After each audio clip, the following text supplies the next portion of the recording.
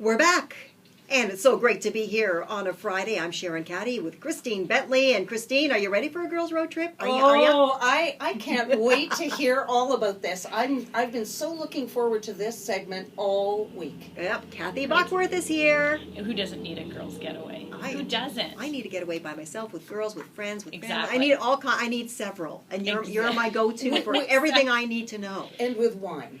And with wine. Well, do we have to even say that? No, of course, that's a given. That's a given. Yeah, so passport and wine, of course. Passport, yeah, the passport's important too. So today, I'm going to cover a few things. We're calling this How She Travels. It seems to fit in with the theme of the show. And there's lots of ways that women travel. We travel with our families. We travel with our girlfriends. We do travel with our partners, our spouses, maybe our own parents, So we're going to try to cover some of those things today. So the first thing I wanted to talk about was a great family destination that I actually just went on.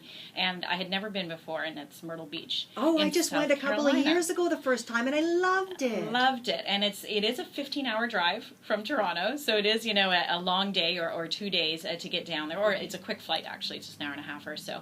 And what I loved about it was so family-friendly, and it was so budget-friendly. I was going to say very affordable. Very affordable, which I hadn't realized before. And it's funny, we arrived, and we were staying at this nice hotel. It's called the Crown Reef. It had a waterside, and right on the beach and everything. Kids loved it right away, of course.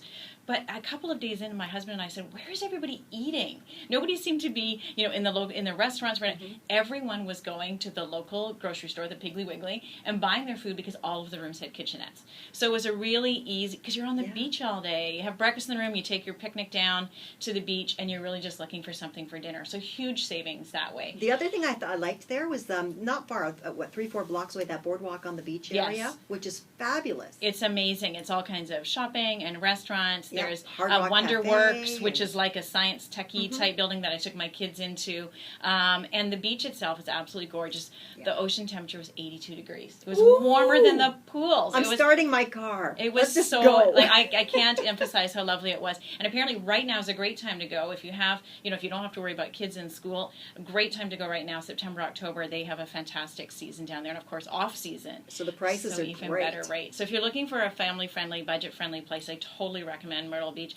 The Crown Reef was a great place to stay, but there are many, many hotels along the beachfront there. Lots to do for the kids and the family. And, book in advance and really see what kind of deals you can get. You can often get meal plans if you are planning. You don't have to cook. I mean, part of vacation is not having to prepare meals in your room. So lots of things to do to book in advance if you go down to Myrtle Beach. Make sure the kids are on board for a long car ride if you're going that way, and make sure you take things that you need for the beach as well. Or there's lots of beach shops where you can buy things really cheaply. You can throw away a $10 boogie board at the end of the trip.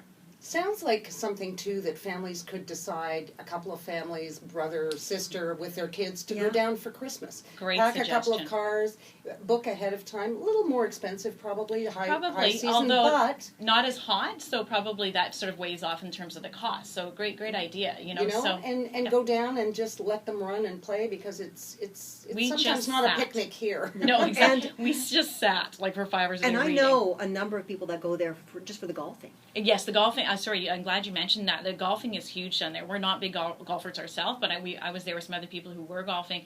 Lots of mini golf. That's very big there too. Lots of great family restaurants. Yeah. So again, a great spot to visit if you haven't been there, and a lot of folks from Canada head down there. So great place to go. So that's my family sort of destination. I wanted to talk a little bit of what's in the travel news right now. Some sort of fun things and some sort of weird things. So you've probably all heard about the knee defender. The anti-seat recline gadget that's going on in airplanes right now. So apparently you can buy this gadget that blocks the seat in front of you from being reclined. Oh, nice. I first came across this on a flight, believe it or not, to Argentina about a year ago, and I was traveling with a guy. We were on a press trip. He was 6'7". He said he used it all the time because his legs would get taken out. Somebody put their seat back. And I thought at the time, what a smart idea. Mm-hmm. Well, it's turned into, a little industry now, and what it's doing is it's causing all kinds of fights on airplanes about reclining your seat, not reclining your seat. We had a story on earlier this week where I think somebody, they got into an altercation over the seat, and actually I think the flight was diverted back to the airport. I don't know ethically, if you are on a transatlantic flight and you are counting on sleeping, and you've paid for that seat. Really, ethically, should somebody force you because they take away your option? That's not right. Well, and what they're doing now, we're seeing, and this is where the story has gone, is that airlines are saying now they're going to not have reclining seats. And they're going to ban reclining seats. Because 91%, they did a survey, there's a Skyscanner, so it's a travel survey, 1,000 people, 91% of people would support seat recliners being banned, believe it or not. So that means then you have to up your ticket price to the next class, right? That's encouraging me to go with business class. But 60% of cabin crew in the same survey said they'd had to break up fights over seat reclining. Wow. So that's a lot for them. That takes our eye off the safety ball, off customer service, etc. So, we have to weigh that out. So an interesting sort of development. And seats are so tight now. Well, depending on where you're going, I mean, you want some comfort. My longest flight I did was Israel, and it was like 12 hours. Yeah, so that's a long way to go in coach. And overnight, probably, right? So you do want to check that. So that's my advice. Before you get on the airplane, find out what their policy is, how much seat space there is, and they'll have those specifications listed. I do find that the airlines we have in Canada tend to give you a bit more space, but, check when you're traveling down south. So where do you find these for people who do want to buy them? Yeah. I Googled Knee Defender this morning, and you can get it all kinds of gadgety type airline places. So I don't know one to recommend off the top of my head, but if you wanted to get one and start a fight, Christine, go for it. She's like, no, I'm not going to do that. Yeah. Okay. Another great thing that in the travel world this week is, and this just launched, President's Choice MasterCard, where you always earn 10 points, 10 PC Plus points for every dollar you spend, has just launched a travel site. So it's pctravel.ca. If you are a card holder, you may go on and check it out now. If you're not, you can't even poke around on the site. It's a card holder exclusive, 20 points for every dollar spent. And they've got great deals, really easy to navigate. I just booked a flight vacation for myself and my son, actually. We're doing a PD day getaway. Nice. And it's really easy. I could enter a family, one adult, one child, where I wanted to go, how long I wanted to stay, and it pops up about 10 different suggestions. So is this, if you have PC points, which I do because I shop at present, so I have, I load my offers for food. Right. So you can use those points? You can't use those to redeem against a trip. You earn points when you're charging this trip, though. Oh, so okay. you earn double the points. So it's more to redeem when you get to the Loblaws and the Superstore. So it's another way to earn the PC points. So let me see, how does this work? You book your flight through, you get the MasterCard, first of all. Absolutely. You book your flight on the card. Mm-hmm. And you book your flight through their travel website, which is this pctravel.ca. Okay. And then you get points towards your groceries. Double points on your card, and that goes towards your groceries. Exactly. It's a win-win. Okay, I'm going to be doing that. And cash in those points for gift cards at the Loblaws or whatever to buy new clothes to go on. Anyway, that's what I would do. So to go on your holiday with, right? Okay, there's a good takeaway for me today. Good tip. I'm liking it. Another news in travel, which is awesome for those of us who liked. I was talking about reading on the beach at Myrtle Beach. Is Kobo has just launched a waterproof e-reader. It's called. Oh, that's a good idea. The Aura H2O retails for about $179.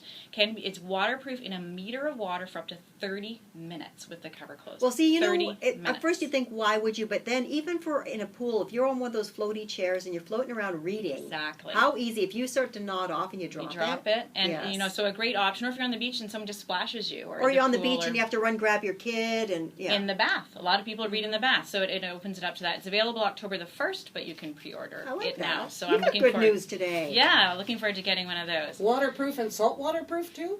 That's a good question. I assume so. Yeah, I assume so.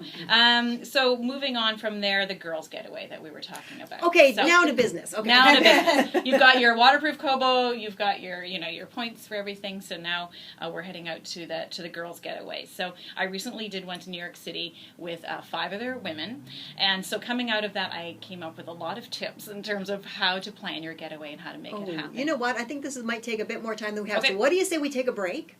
And we come back on the other side of the break with all this. Because you know what? I need a pen because I'm going to write these all down. Well, I'm already writing the PC stuff down because this makes perfect sense to me. I know.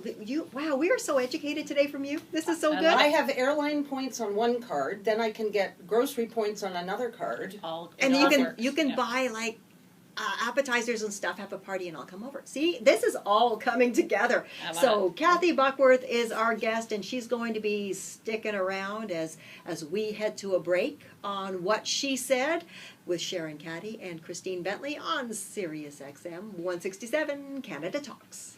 Great.